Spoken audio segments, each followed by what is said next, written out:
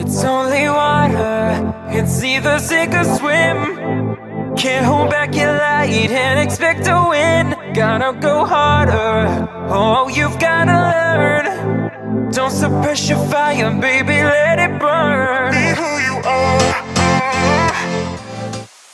What's up YouTube, I'm back with another video, this time on how I set up my Sony A7 III for filmmaking and how I shoot with it. So I'm shooting everything with only two lenses right now, and that is the Sony 28mm f2 and the Sony ZEISS 55mm 1.8. Now we're gonna jump directly into the menu. Under tab number 1 on page 6 we find the first setting that we need. It is the phase priority in AF. The priority should be on, and of course the face detection frame should also be displayed. On to the next setting, you will find it on page 12. This is where we will set our picture profile. The profile that I use most of the time is picture profile number 6. So there is everything set to standard. A lot of people have been asking me how my 1080p footage is looking that sharp. And the answer to that is I leave the sharpening inside the camera at 0 and it automatically will look good. We move to the next setting on page 13. There we have the peaking settings. Of course, peaking display on so we can see it, peaking level on high, and the color I've chosen is red. Now the last setting under tab 1 is on page 14. And you can turn the registered face priority on. The face registration is currently blacked out because I've set the camera to 100 frames per second, and that way the face detection won't work. Now let's go on the tab 2. We have the first setting that we can change, and it is the exposure mode. I would highly recommend you to put that on manual exposure. Now we're going to set the file format and the recording settings, and these settings I change constantly throughout a shoot. For example, an interview where I don't need slow motion, I film everything at 4K 25 frames per second. Why 25 frames and not 24 or 30 frames? Because I live in a NTFSC region, and once you have set that mode you cannot choose 24 or 30 frames. Let's jump on page 2. There we have the AF settings, and they are pretty important, and with my settings that I use, I never experience focus hunting or anything like that.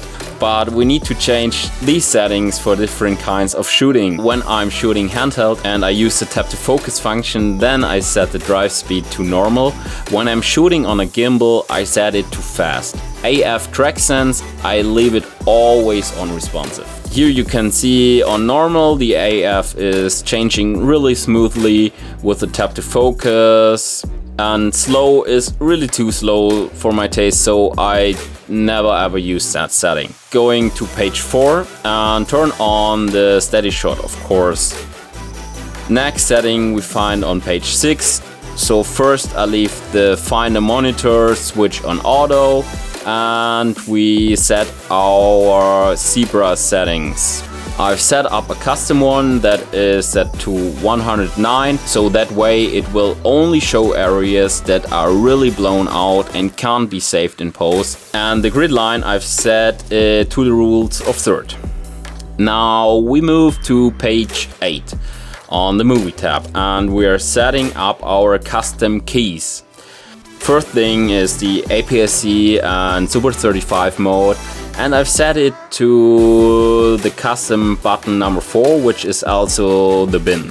Now onto page 2, I've set the left button on the mode wheel to use the clear image zoom function, which gives you the opportunity to even crop in more and turn any lens into a zoom lens.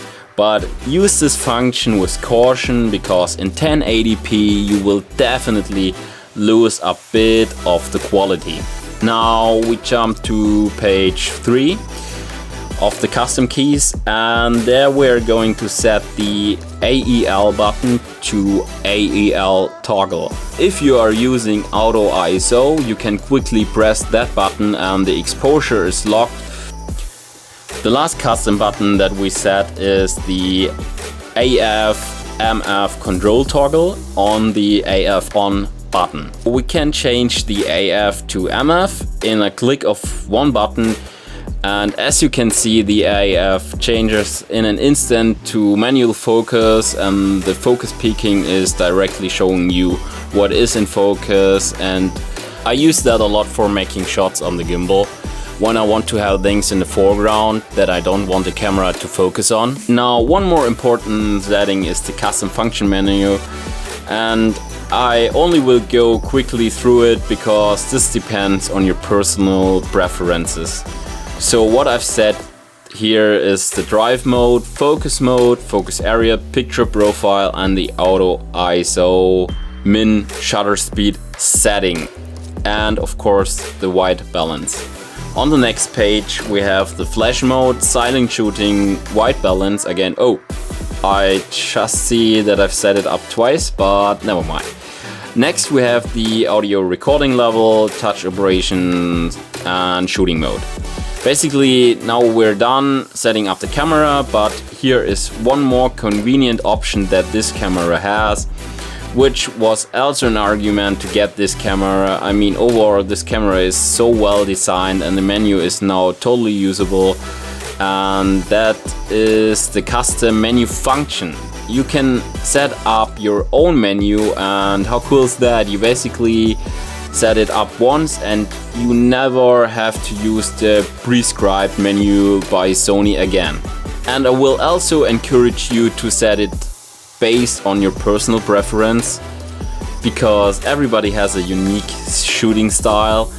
And last but not least, the recording media settings. I always prioritize slot 1. Recording mode, I use the standard function because I don't record proxies, and the auto switch media, you should always turn it on. So if one SD card is full, the camera automatically switches to slot 2, which is also very convenient. Now I will quickly show you which settings I adjust for different shooting scenarios. For my gimbal work, I set the AF speed to fast, and most of the time I want to film in 100p or 120p because face detection is not working in this mode. So I always use the zone autofocus field, and with the joystick I can quickly change it where I want the camera to focus on. As I mentioned earlier, mostly I shoot with auto ISO, with the addition of having the AEL toggle button to lock on the exposure. So for this gimbal orbit shot, I've set up everything that I mentioned. The zone AF field is on the right side, so I could frame the shot how I wanted it, and even without face detection the camera does a pretty good job to keep both of the subjects in focus. Moving on to another scenario, if you want to film a single person and you want to use face detection, then you can also set the focus mode on wide, and remember to change the frame rate to 50p or 60p. Then you can have the person walking around the whole frame and the camera does the job for you. And now, before you go out and shoot, remember to always set your white balance correctly. So for indoor shootings, I adjust the white balance to the artificial lights in the room, and if I'm shooting outdoors, I mostly shoot everything in 5500 Kelvin, which fits most of the daylight scenarios. Okay, before you ask, yes, I don't always shoot with a ND filter. Why? Because when you want to film a lot in slow motion, you don't really need to follow that 180-degree shutter rule. It will most most likely make a difference in fast moving objects, but not really when you have a person moving in slow motion from point A to point B. So this was how I filmed with the Sony A7 III. I hope it was helpful to you. Leave a comment down below if you liked it, and see you in my next video.